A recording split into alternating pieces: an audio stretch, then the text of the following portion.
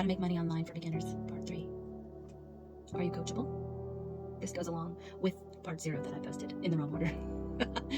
Are you coachable? Are you willing to learn? Are you ready to do the things that need to be done? I literally printed out and stuck a sticker on my computer when I was learning how to make money online that said, don't say you don't feel like it. Feel like it. Like you need to push through those places and spaces where you tell yourself that you don't want to do it. Your mind is made to cause yourself to have excuses and make excuses, and you have to put that down. You might say that you're coachable, but if you don't follow through, you might not really be coachable. And if you don't have the drive to push yourself, then you have to have someone else to help push you. I don't get mad at them for doing that. So being coachable and having your mind right are two things that are super important, and if they're not right, you're probably not going to make progress. Are you a quitter? Do you quit easily?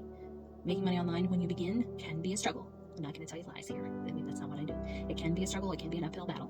But once you've reached the top, and once you have reached some form of success in one area or another, you will make forward progress. It might be slow. It might be slower than you want, but you will continue to move forward, and then you will find your place in the space of the online world, making money.